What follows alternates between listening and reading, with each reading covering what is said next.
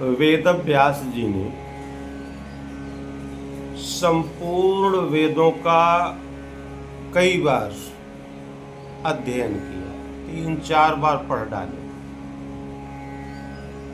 और इतने वेदों के मर्मज्ञ हो गए कि उन्होंने वेद को 4 भागों में विभाजित कर दिया। पहले वेद एक था, किंतु जब वेद व्यास जी के हाथ में पड़ा तो उसके वेद व्यास जी ने 4 भाग कर दिए। ऋग्वेद, अथर्ववेद, सामवेद, यजुर्वेद, इस प्रकार 4 भागों में विभाजित कर दिया। 4 भागों में विभाजित करने के बाद भी वेद व्यास जी को शांति नहीं मिल रही। जिस शांति की इच्छा थी उन्हें, वो शांति नहीं मिल रही थी। उसके बाद उन्होंने महाभारत लिखा, इतिहास लिखा, फिर भी उनका मन अशांत ही था। स्थिति जैसी तस। एक दिन वो स्नान करके अपनी कुटिया के बाहर बैठे थे, मुंह लटका कर। इतने में नारद जी विचरण करते हुए वहां पहुंच गए। बोले, व्यास जी क्या बात है? नारद जी के पूछने पर वेद व्यास जी ने कहा कि नारद जी, हम क्या बतावें अपनी स्थिति। हमने वेद के 4 भाग कर डाले, महाभारत लिख दिया, इतिहास लिख डाला, किंतु मुझे शांति नहीं मिल रही। मैं अशांत हूं। कृपया आप बतावें कि इतना सब कुछ लिखने के बाद भी मुझे शांति क्यों नहीं मिल रही। तो वेद व्यास जी से नारद जी ने कहा कि व्यास जी, इस अशांति का मूल कारण है कि जिस परमात्मा का चिंतन करने पर, जिस परमात्मा का भजन करने पर साधक को आत्म शांति मिल जाती है, आप उनका वर्णन ही नहीं किए। बोले, वेद, महाभारत, इतिहास, बोले उसमें आपने धर्म, अर्थ, काम, मोक्ष सब कुछ लिखा, किंतु जिस परमात्मा की लीलाओं को श्रवण करने से, जिनका चिंतन करने से, जिनके नाम का गायन करने से मनुष्य को शांति मिलती है, आपने उनका वर्णन ही नहीं किया। थोड़े थोड़े मात्रा में आपने सब वर्णन कर दिया, लेकिन भगवान का वर्णन आपने उतना नहीं किया जितना करना चाहिए। संसार की स्थितियों का आपने खूब उसमें समावेश कर दिया, किंतु भगवान का नहीं। तो बोले कि ठीक है, हमने इतना लिखा, फिर भी हमको शांति नहीं मिल रही है। और आप कह रहे हैं कि भगवान की का वर्णन करो, भगवान की लीलाओं का गायन करो, तब आपको शांति मिलेगी। तो ये बताओ, पहले किसी को शांति मिली है भगवान की लीलाओं का गान करने से, कि हम ही लिखें और हमको शांति मिल जाएगी? नारद जी से जब वेद व्यास जी ने कहा तो नारद जी ने उन्हें अपना वृत्तांत सुनाया। बोले, नारद जी, किसी दूसरे की बात हम नहीं कर रहे हैं, हम अपनी ही बात आपसे कर रहे हैं। बोले, पिछले जन्म में हम रहे एक दासी के पुत्र, एक दासी के लड़के हम थे। हमारी माता जी घरों में जाया करे, बड़े आदमी थे, धनी, उनके घर में जाया करें, बर्तन माजा करें और झाड़ू लगाया करे, पोछा लगाया करे, सब वहां काम किया करती थी। मेरी अवस्था उस समय 5 वर्ष थी। मैं भी अपनी माता जी के साथ साथ लगा रहता था वहीं। एक बार हमारे जो सेठ जी थे, उनके यहाँ संतों की मंडली आ गई। यही बरसात का समय था, चातुर्मास्य का समय। जब 4 महीने भगवान शयन करते हैं ना, उसी को चातुर्मास्य कहते हैं। संत लोग जो विचरणशील हैं, वो कहीं रुककर अपना 4 महीने व्यतीत करते हैं भजन चिंतन में। इसी को चातुर्मास्य कहा जाता है। तो बोले, यही समय था, व्यास जी, संतों की मंडली आई हमारे सेठ जी के घर पर, और सेठ जी से उन्होंने कहा कि सेठ जी, हम आपके यहाँ चातुर्मास्य करेंगे। हमारे सेठ जी बड़े धर्मात्मा थे। उन्होंने तुरंत उन संतों को प्रणाम किया और अपने यहाँ स्थान दे दिया। बोले भगवान आप 4 महीने नहीं जीवन पर्यंत यहाँ निवास करें, हम आपकी सेवा में सदैव लगे रहेंगे, कोई कमी नहीं आने देंगे। अब वो महापुरुष जो थे वो उन सेठ जी के यहाँ रुक गए। वो नारद जी ने कहा हमारे सेठ जी इतने धर्मात्मा थे कि पूरा परिवार उनका उन महात्माओं की सेवा में लगा रहता था, और उनके साथ साथ मेरी माता जी भी उनकी सेवा में लगी रहती थी। धीरे धीरे समय बीतता गया। नारद जी ने कहा कि मैं भी जब हमारी माता वहां लगी रहती थी तो मैं भी तो 5 वर्ष का था, भला मैं कहाँ जाता, मैं भी उन्हीं संतों के यहाँ लगा रहता था दिन भर। वो महात्मा कुछ कह देते थे कि बेटा ये कर दो तो दौड़कर मैं कर देता था। वो महात्मा कहते बेटा इस कमंडल में जल भर के ले आ, तो मैं जाकर दौड़कर जल भर के लेके चला आता था। कोई सेवा कह देते थे वो महात्मा लोग, तो मैं दौड़कर कर दिया करता था। और वो नारद जी ने कहा लड़के तो बहुत थे, लेकिन हमारी प्रवृत्ति, हमारा स्वभाव उन लड़कों से थोड़ा अलग था। और लड़के जो थे वो चंचल थे, खेल कूद में लगे रहे, लेकिन हमारा खेलने कूदने का मन ही नहीं करता था। एकदम स्वभाव हमारा शांत था। मैं उन्हीं संतों के पास पड़ा रहता था।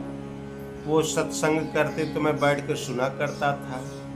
प्रसाद वितरण करते तब भी मैं वहां बैठकर प्रसाद पाता था। इस प्रकार से दिन बीतता गया। एक बार वो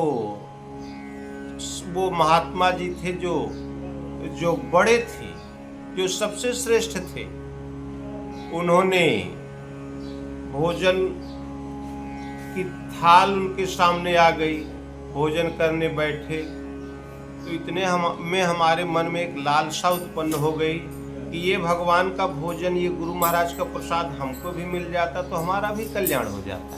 हमारे मन में जिज्ञासा भर आई। नारद जी ने कहा। उसके बाद फिर वो इतने उच्च कोटि के महात्मा थे जो हमारी मन की भाव को भी जान गए, ये क्या सोच रहा है।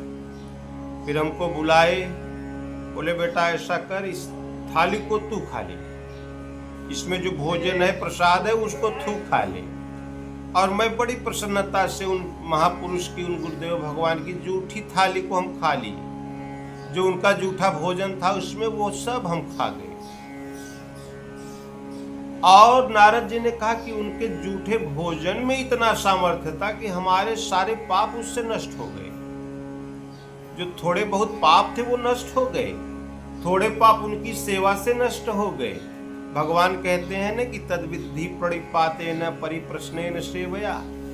किसी तत्वदर्शी महापुरुष की शरण में जाओ, निष्कपट भाव से उनकी सेवा करो, उनसे प्रश्न करो, सेवा से तुम्हारे पाप नष्ट हो जाते हैं। नारद जी ने कहा कि मैं उनकी सेवा में लग गया, इसलिए मेरे पाप नष्ट हो गए। मैं उनका जूठन प्रसाद पाता, उससे हमारे जो कुछ भले बुरे जो पाप थे वो नष्ट हो गए। नारद जी बोले इस प्रकार से हमारी दिनचर्या चलती थी। अंत में चातुर्मास्य पूर्ण हुआ और जाते समय जो पूज्य गुरुदेव थे उन्होंने हमको बुलाया और हमको मंत्र दे दिया, ओम नमो भगवते वासुदेवा। यही मंत्र दे दिया। बोले बेटा इसी को जपा कर, भगवान तो से मिलेंगे। हमको गुरु महाराज ने आदेश दिया और विदा हो गए। मैं बड़े प्रेम से भगवान के नाम का जाप किया करता था और धीरे धीरे हमारा चित्त भगवान में लग गया। हमको भगवान के नाम के सिवा कुछ अच्छा ही नहीं लगता था। समय बीतता गया। एक दिन हमारी माता जी वो गाय लगाने के लिए गई हुई थी। वो जो सेठ जी थे बड़े धनाढ्य थे ना, तो ये गौओं का पालन किया करते थे। गाय सब व्यवस्था थी, अच्छी व्यवस्था। तो एक दिन नारद जी ने कहा कि हमारी माता जी गई गौशाला में गाय दूहने, तो वहां एक बैठा था सर्प, वो हमारी माता जी को काट लिया और हमारी माता जी की उससे मृत्यु हो गई। तो पहले तो मुझे बड़ा कष्ट हुआ, क्योंकि वही हमारा लालन पालन करने वाली थी ना, इसलिए हमको बड़ा कष्ट हुआ। फिर बाद में भगवान की प्रेरणा से हमारे अंदर जो भाव था भगवान के भजन करने का, तो भगवान की कृपा से हमारे चित्त में आया कि संसार में रखा क्या है, चलो जंगल चलते हैं, भगवान का भजन करते हैं। और मैं उत्तर दिशा की तरफ चल पड़ा। दिशाएं उत्तर ही दिशाओं में महात्मा लोग जाते हैं, इसका आशय आप समझते हैं। एक होता है वाम, बाएं दिशा में जाना। उत्तर का अर्थ होता है जहां हमारा जो लक्ष्य है उस लक्ष्य की तरफ बढ़ना, हमारे संपूर्ण प्रश्नों का समाधान। भगवान कौन है, भगवान कैसे हैं, भगवान को प्राप्त कैसे करें, भगवान को प्राप्त करने की विधि क्या और भगवान को प्राप्त कर लेना क्या होता है, ये सब प्रश्नों का समाधान होता है जब भगवान की दिशा में आप चलना शुरू कर दें। ये होता है उत्तर, ये होता है दाहिनी तरफ चलना। और वाम का अर्थ होता है माया की तरफ चलना, प्रकृति की तरफ चलना। तो आप ईश्वर पथ पर चल रहे हो तो आप उत्तर की दिशा में जा रहे हो, माया की तरफ जा रहे हो तो बाएं जा रहे हो, वाम मार्गी हो आप। तो नारद जी कहते हैं कि मैं उत्तर की दिशा में चल पड़ा, भगवान के पथ पर चल पड़ा, सब कुछ त्याग दिया। अरे रहबे का किया नारद जी के पास, कुछ था ही नहीं। माता जी थी वो भी बैकुंठ सिधार गए, तो फिर बचा ही क्या था।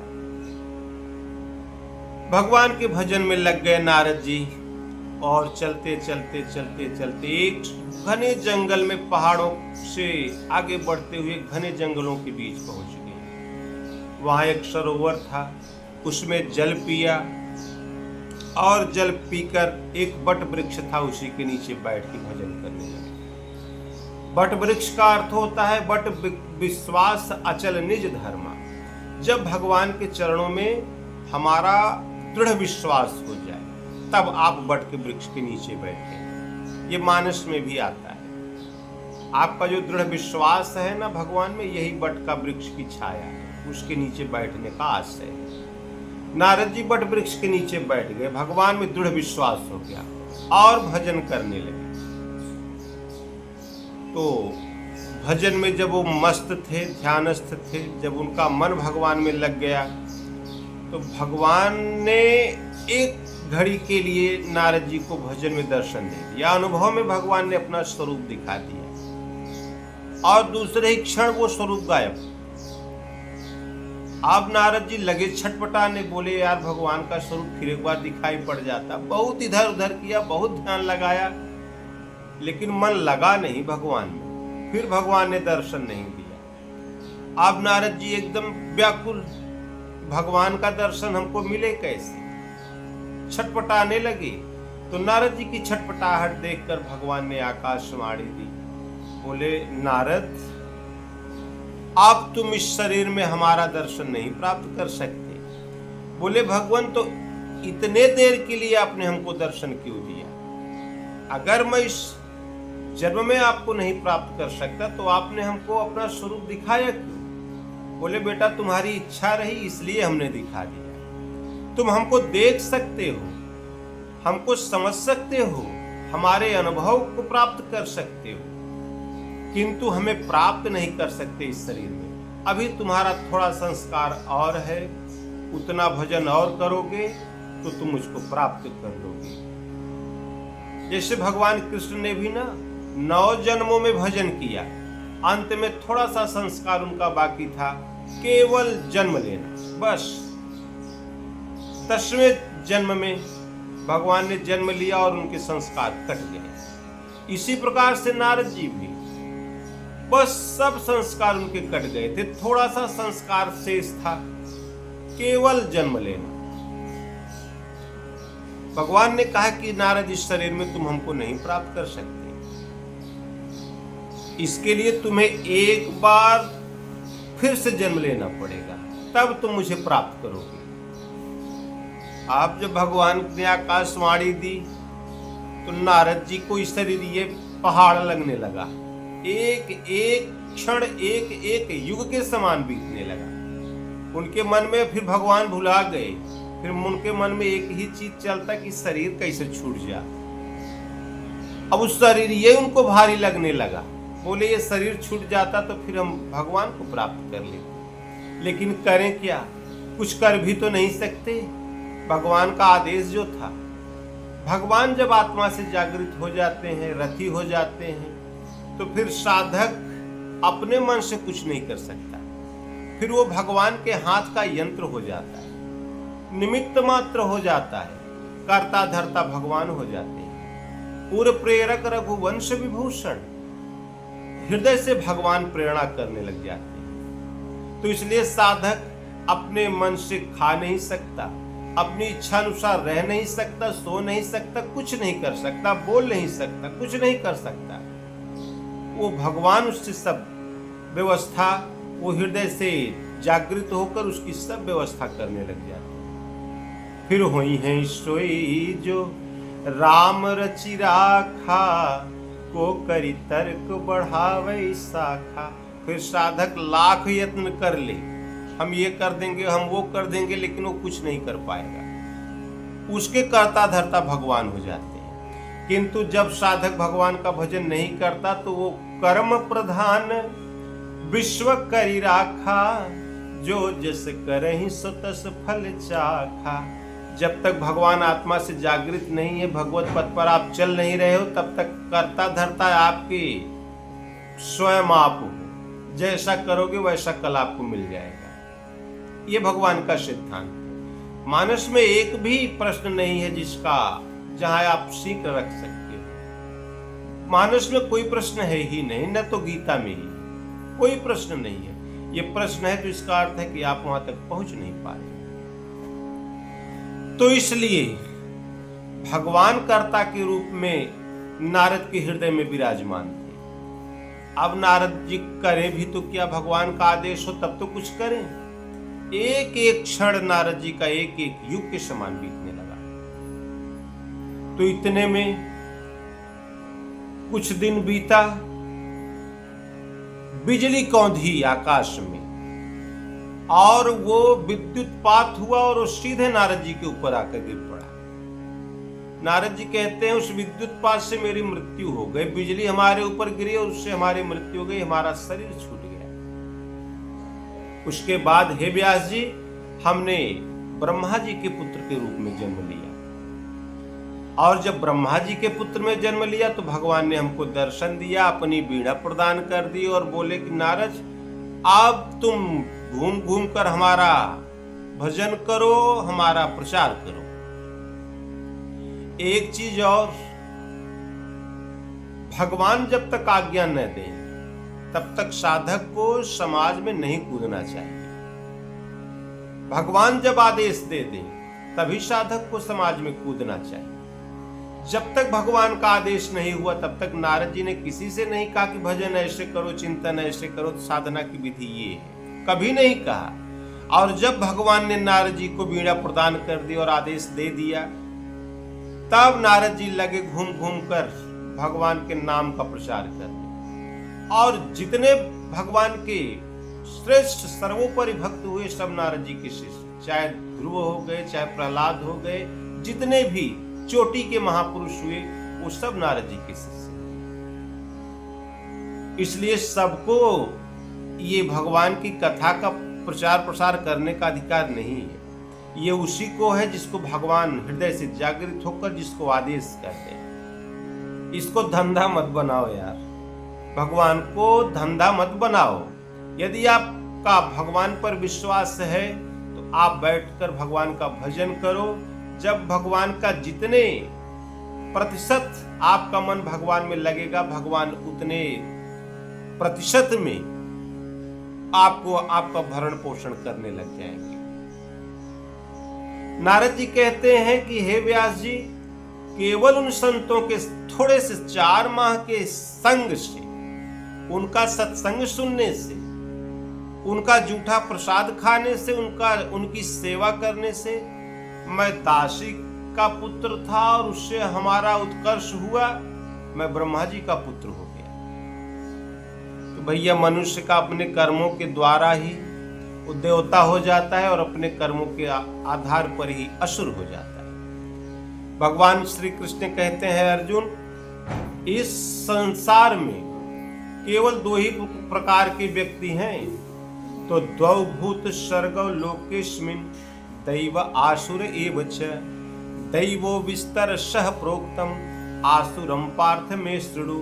चाहे वो देवता है चाहे असुर है, भगवान का भजन करते हो तो आप देवता हो, और भगवान को छोड़ दो बाकी आप असुर हो। आपका एक सगा भाई देवता और दूसरा भाई असुर हो सकता है। भगवान कृष्ण साक्षात परम ब्रह्म परमात्मा और उन्हीं के नात रिश्तेदार कंस और जरासंध वगैरह सब राक्षस असुर। ये उत्कर्ष और अपकर्ष ये आपके कर्मों की देन है। तो नारद जी ने कहा कि संतों का संग हमको मिल गया, अनायास मिल गया। उनकी सेवा से, उनके द्वारा दिए गए नाम कुछ के जाप करने से मेरा उत्कर्ष हुआ और दासी पुत्र से सीधे मैं ब्रह्मा जी का पुत्र बन के प्रकट हुआ। और भगवान ने मुझे दर्शन दिया, वीणा दिया और छूट दे दिया कि जाओ भगवान, तुम हमारे नाम का गुणगान करो, हमारी लीलाओं को बताओ सबको। और नारद जी, अब हम आप भगवान की हमारे ऊपर कितनी बड़ी कृपा है तो आप सीधे देख रहे हैं। तब वेद व्यास जी चौंके, बोले भगवान की लीलाओं में इतना गुण। 4 महीने आपने संतों से भगवान की लीलाओं को सुना और आप इतनी अवस्था को प्राप्त कर लिए, इतनी उच्च अवस्था के देवर्षि हो गए, तो मैं भी अब भगवान का ही भजन करूंगा। फिर तैयार तो हुए, लेकिन फिर व्यास जी मुंह लटका लिए, बोले नारद जी, ये भगवान का नाम, भगवान का गुणगान करने का तो हमारे पास सामर्थ्य ही नहीं है। भला भगवान की लीलाओं का गान मैं कैसे कर सकता हूं?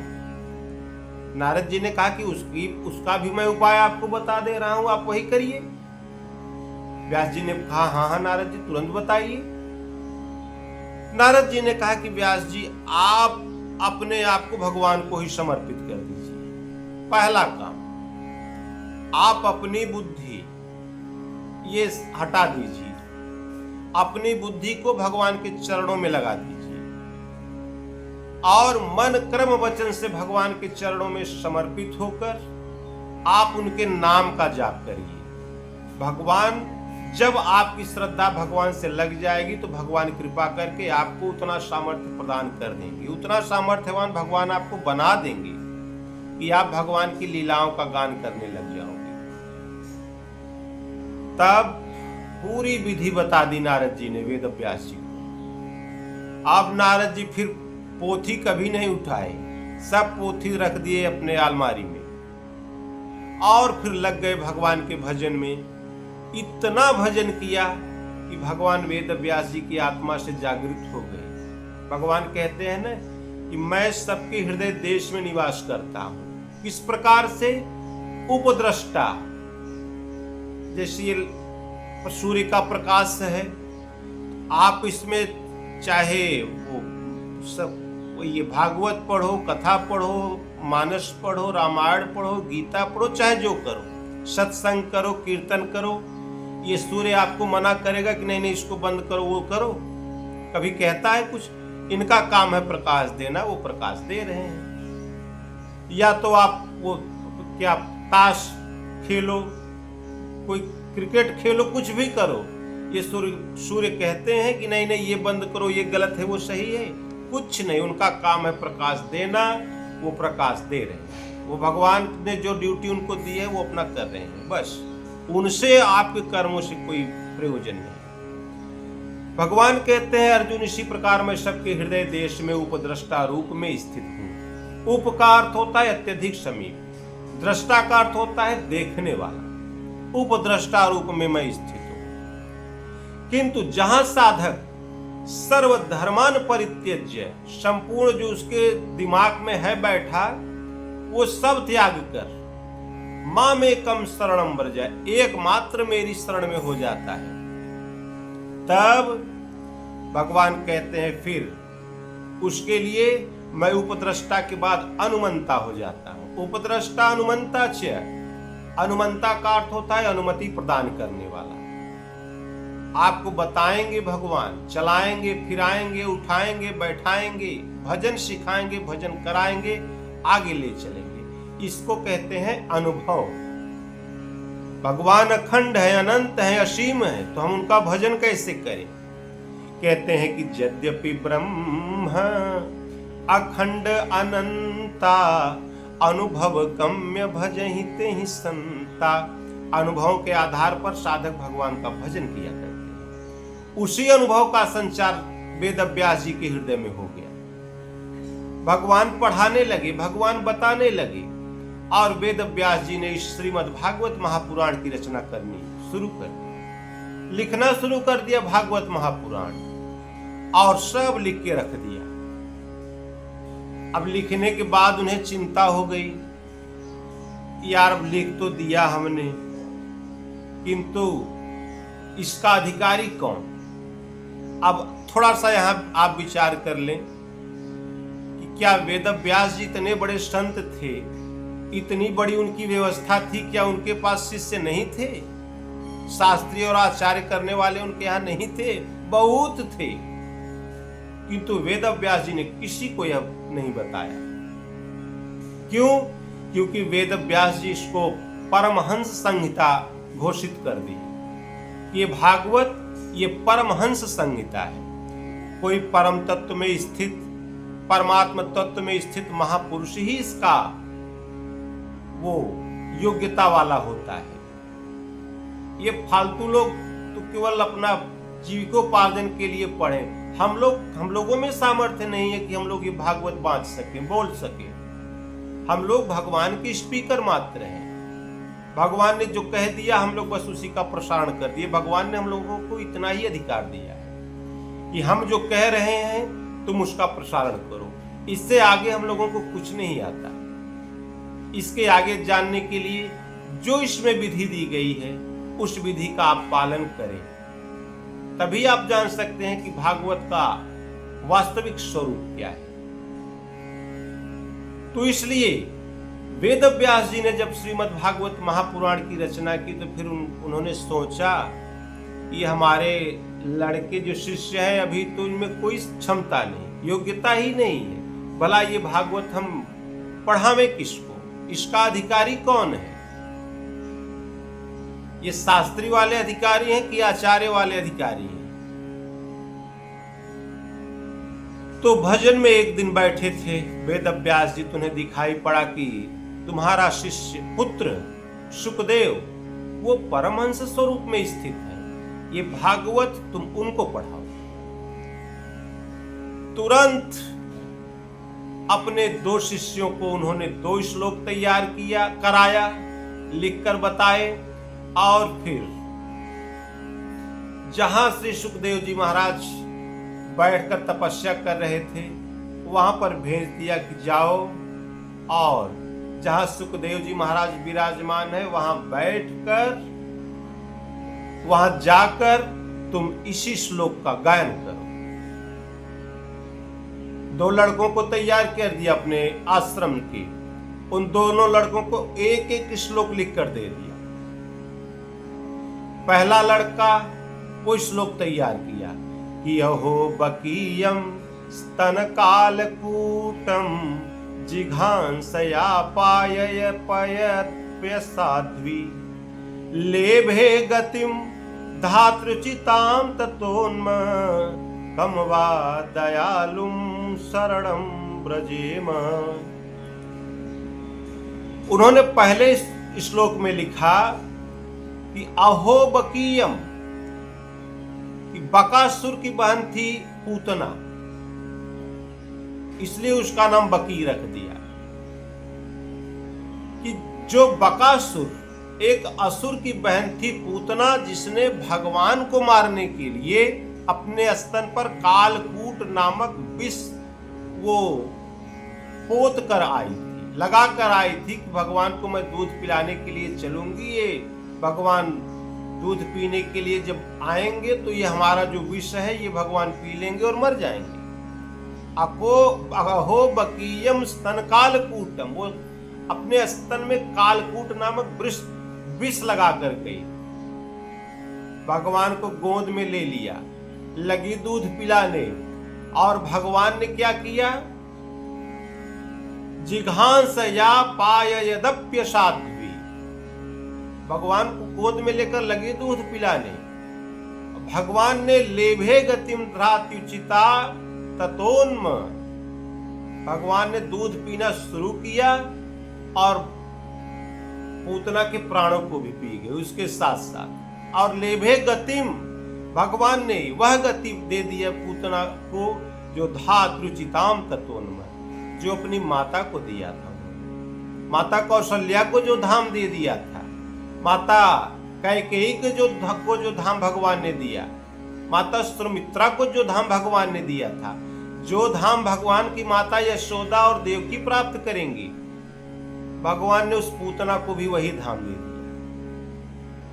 तो कम वा दयालुम शरणम ब्रजेम, भला संसार में इससे बड़ा दयालु कौन हो सकता है। जब इस श्लोक को श्री सुखदेव जी ने सुना तो अपनी समाज से उठ खड़े हुए, बोले अरे अभी तक तो हम भगवान को निर्गुण निराकार समझते थे, किंतु भगवान सगुण रूप में भी इतनी लीला कर सकते हैं। तुरंत सोचने लगे, विचार करने लगे कि ये आवाज आ कहां से रही है। इतने में जो दूसरा शिष्य था नारद जी, वो वेदव्यास जी का, उसने दूसरा श्लोक गा दिया कि बरहा पीड़म नटवर बपुः कर्णयोः कर्णिकारम बिभ्रदवासः कनक कपिशम वैजयंतीम च मालम रंध्रान वेणुरधर सुधया पूरयन गोप्य वृंदैर वृंदारण्य स्वपद रमणम प्राविशद गीत कीर्ति। दूसरा श्लोक उन्होंने कह दिया कि मोर के पंख को जिन्होंने मुकुट बना रखा है, जिन भगवान ने मोर के मुकुट पंख का मुकुट बना लिया है, नटवर का स्वरूप है, कानों में कनेर के फूल का कुंडल बना लिए हैं, गले में बैजंती की माला धारण किए हुए हैं और बांसुरी बजाते हुए सुंदर स्वर लहरी के साथ भगवान ग्वाल बालों से घिरे हुए वृंदावन में गाय चराने जा रहे हैं, टहल रहे हैं। बस भगवान की इस मनोहर झांकी को सुनकर सुखदेव जी उठ खड़े हुए और उन लड़कों के पास गए, बोले और सुनाओ। उन लड़कों ने हाथ जोड़ा, बोले भगवान इससे ज्यादा हमको नहीं आता, इससे ज्यादा आपको सुनना हो तो आप चलिए हमारे गुरुदेव वेदव्यास जी के पास। तुरंत भागकर वेदव्यास जी पहुंच गए, वेदव्यास जी के पास पहुंच गए सुखदेव जी। अब देखिए भगवान की लीलाओं में कितना सामर्थ्य है। यही सुखदेव जी जब माता के गर्भ में थे, 12 वर्ष तक गर्भ में रहे सुखदेव जी। और 12 वर्ष तक क्यों रहे? इस माया के भय से। एक दिन वेदव्यास जी ने कहा कि बेटा 12 वर्ष हो गए, तेरी माँ बहुत पीड़ा कष्ट सह रही है, अब तू बाहर आ जा। तो सुखदेव जी अंदर से ही बोले कि नहीं नहीं पिताजी, बाहर आएंगे तो ये माया हमको रगड़ देगी। सुखदेव जी ने कहा बेटा जब तू इतना जानता ही है तब फिर माया भला तुम्हारा क्या कर लेगी। तो वेदव्यास जी ने कहा कि बेटा माता पर तो कृपा कर दे। तो सुखदेव जी ने कहा कि ठीक है पिताजी, तो ये माया जिसकी है पहले आप उसको बुलाओ, वो गारंटी ले लें तो हम बाहर निकलने के लिए तैयार हैं। वेद व्यास जी ने भगवान से प्रार्थना की, भगवान प्रकट हुए और सुखदेव जी से कहे, बोले यार तुम तो हमारे स्वरूप हो, तुम बाहर आओ, तुम्हारा माया कुछ नहीं कर सकती। बस सुखदेव जी गर्भ से बाहर आए, एक क्षण वहां नहीं रुके, सीधे भाग के चले गए जंगल में। अब पीछे पीछे वेद व्यास जी दौड़ लगाना शुरू कर दिया। अरे बेटा रुको, बेटा सुखदेव, बेटा रुको, बेटा रुको, कहाँ जा रहे हो? तुम्हारी माँ बहुत परेशान है, कहाँ जा रहे हो बेटा, रुको। कोई उत्तर नहीं सुखदेव जी का। भाग के गए और जाकर एक जंगल में वृक्ष के नीचे बैठकर भजन करने लगे।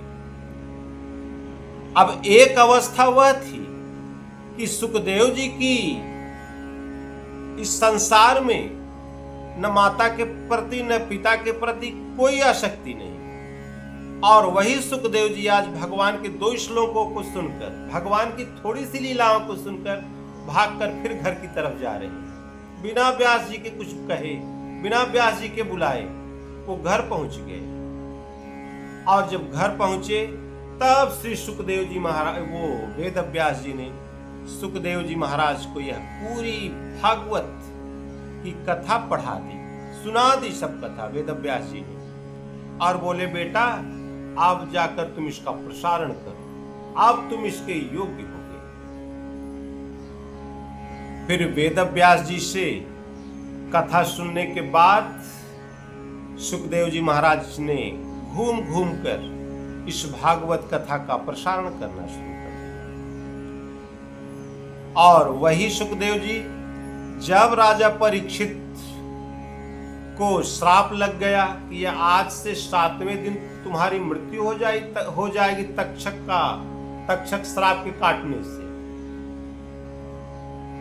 और तब मृत्यु के भय से राजा परीक्षित जाकर गंगा के तट पर बैठ गए। यही सुखदेव जी गए, राजा परीक्षित को उपदेश दिया, इस भागवत का प्रवचन दिया और उन्हें इस मृत्यु के भय से मुक्त कर दिया। इसलिए इस भागवत में बड़ा सामर्थ्य है।